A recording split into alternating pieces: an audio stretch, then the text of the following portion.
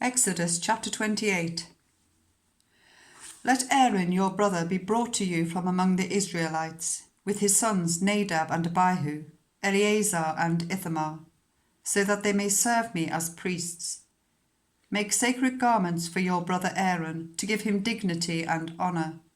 Tell all the skilled workers, to whom I have given wisdom in such matters, that they are to make garments for Aaron for his consecration, so that he may serve me as priest.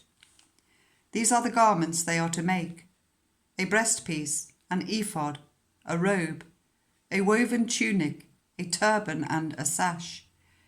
They are to make these sacred garments for your brother Aaron and his sons, so that they may serve me as priests. Make them use gold and blue, purple and scarlet yarn, and fine linen. Make the ephod of gold and of blue, purple and scarlet yarn, and of finely twisted linen, the work of skilled hands.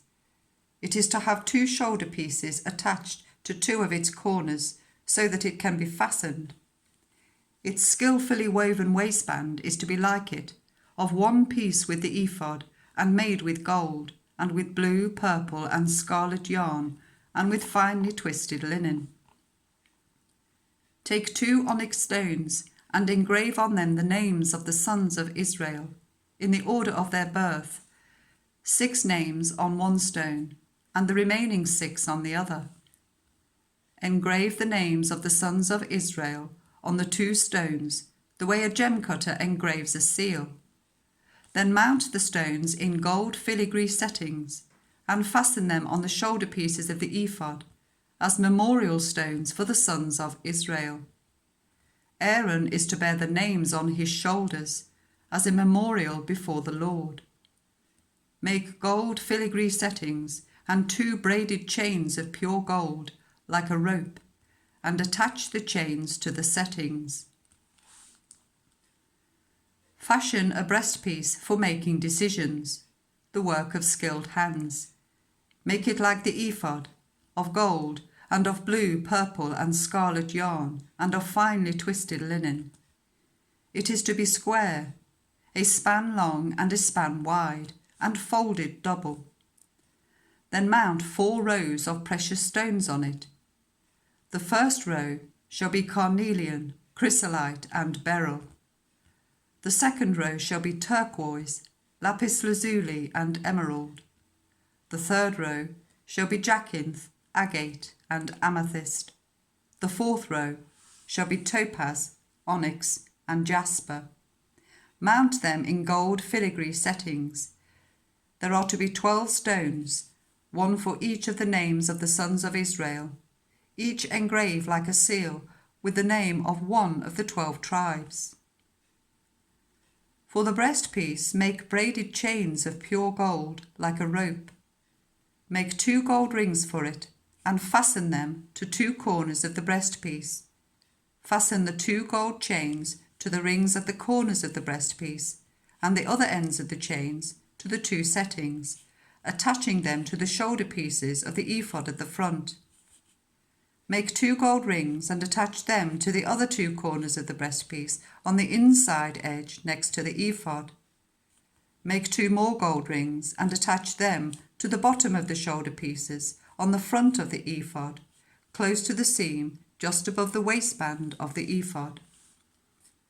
The rings of the breastpiece are to be tied to the rings of the ephod with blue cord, connecting it to the waistband, so that the breastpiece will not swing out from the ephod.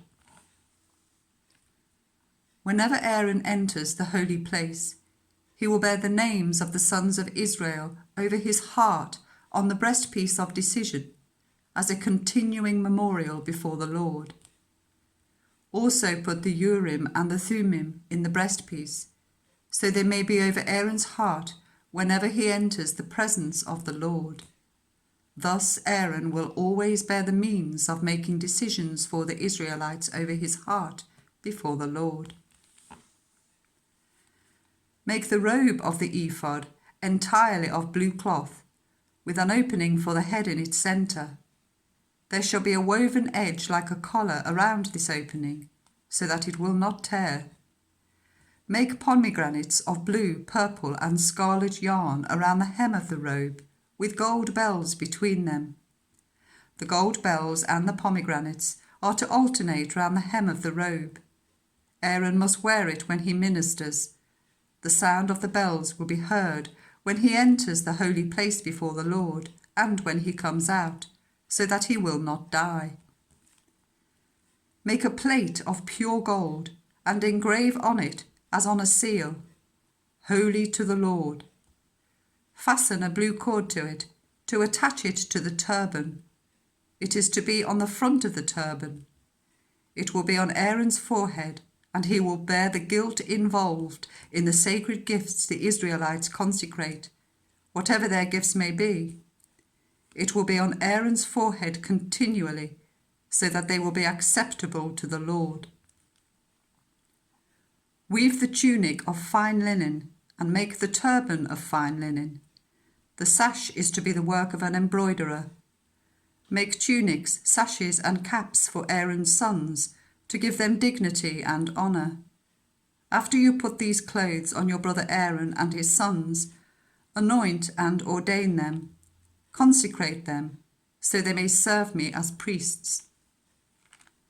Make linen undergarments as a covering for the body, reaching from the waist to the thigh.